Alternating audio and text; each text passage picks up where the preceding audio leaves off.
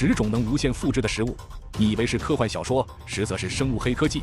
第一种养了100年还能吃。如果我说现实世界真的存在无限食物 bug， 你敢信吗？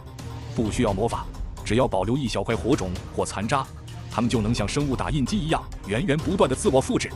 掌握了它们，你就等于掌握了粮食自由的钥匙。本期世界探索站就为你独家揭秘10种能无限复制的食物，带你见识一场餐桌上的生物奇迹。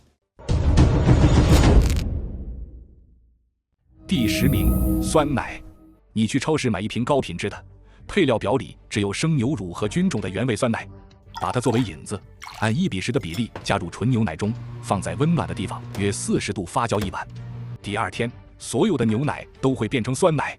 你可以留出一小碗，下次继续做引子。理论上，只要菌种不被污染，你可以用这一勺酸奶复制出无穷无尽的酸奶。第9名，生姜。如果你的生姜发芽了，或者买带芽点的，千万别切掉，把它切成小块，每块带一个芽点，埋进花盆浅土里，保持湿润。生姜是地下茎，它会在土里横向生长。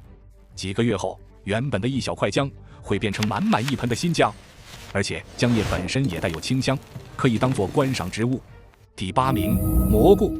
买回来的平菇或金针菇，切掉的根部就是带有培养基的那一坨，是菌丝最密集的地方。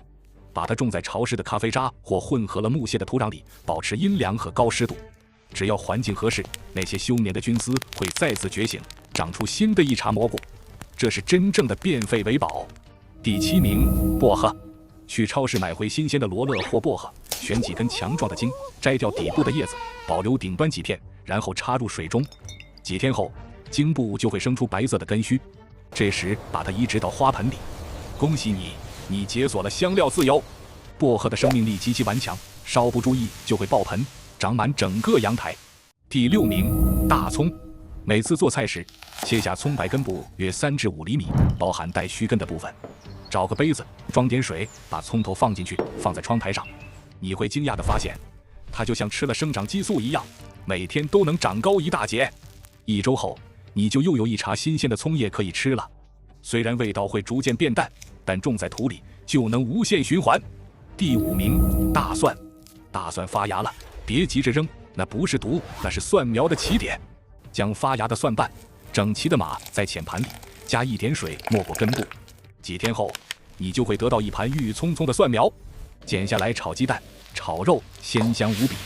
剪完一茬，它还会继续长，这比单吃那颗干瘪的蒜瓣划算太多了。第4名，土豆。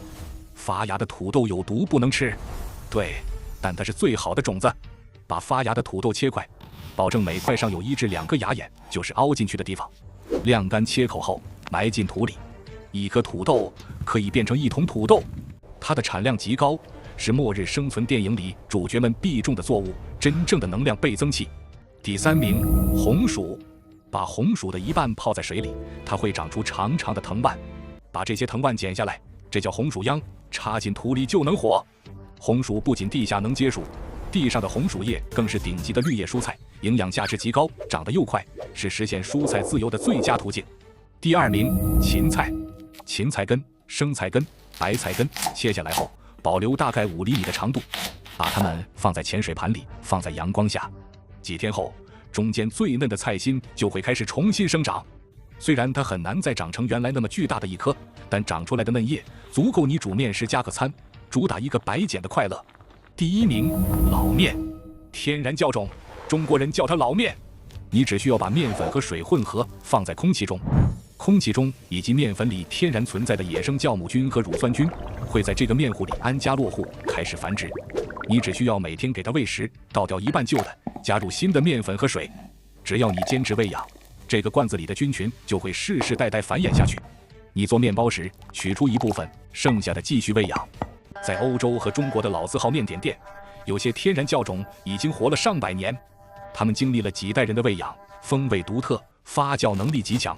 只要你还有一袋面粉，拥有了它，你就永远拥有制作蓬松、美味、易消化面包的能力。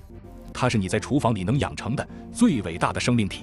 好了，如果你觉得本期内容让你对食物有了全新的、更具生命力的认识，请不要吝啬你的点赞，并分享给所有你关心的、热爱生活的亲人和朋友。感谢您的观看。下期也会给您带来更精彩的内容。